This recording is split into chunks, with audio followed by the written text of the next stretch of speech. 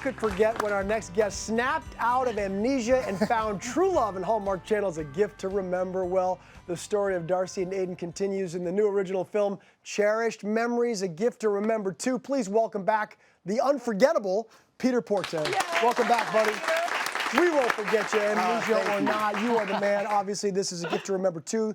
It continues on, and you said that you really love how the story kind of continues the relationship between Darcy, between Aiden, about a year later. Tell us about it. Yeah, I think it's a really unique way to do a Christmas movie, because in most of the Hallmark Christmas movies I've done, and most of them I've seen, most of the couples are meeting for the first time. And it's love at first sight, or maybe it's hate at first sight, and then it turns into love. But in this one, and it's the first time I've ever done anything like this, we're looking at the relationship a year in. So just to recap, Aiden and Darcy meet because Darcy hits Aiden with his bike.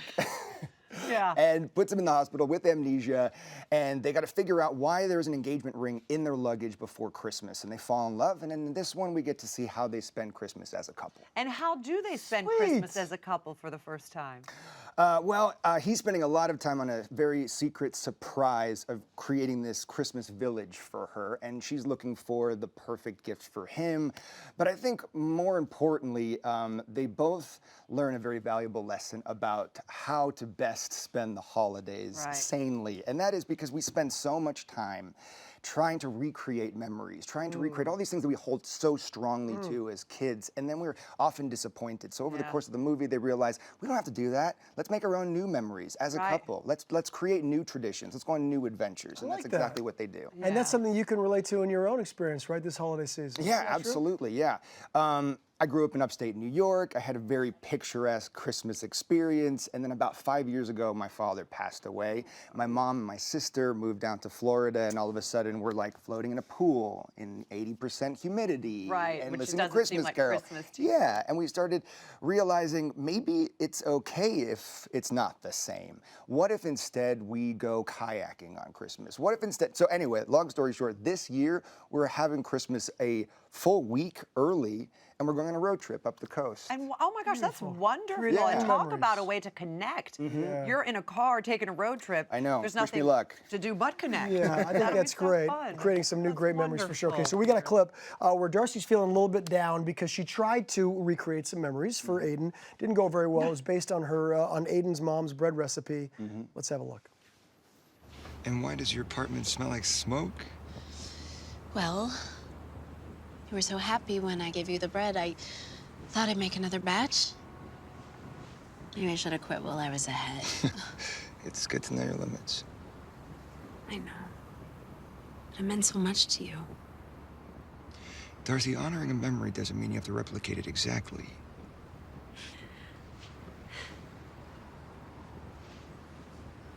We might not save the rec center. We might not. But that does not diminish all the memories that came before. No, it doesn't.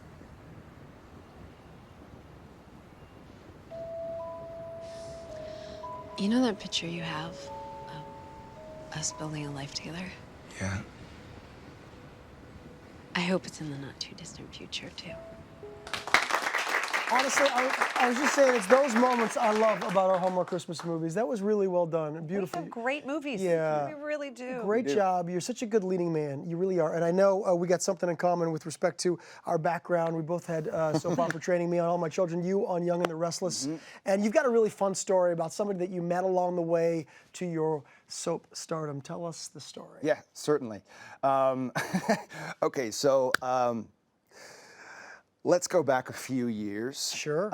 This is on the set of Make Me a Soap Star. Oh, I remember that show. You remember that well. one? And Cameron, you were the host. I was the host. And I was a junior at NYU who skipped school to go and audition. And so I do my audition, I do my monologue. I think I do a pretty good job, and I'm waiting for the judge's critique. And one of the judges looks at me and says, "You will never work in soaps with that hair.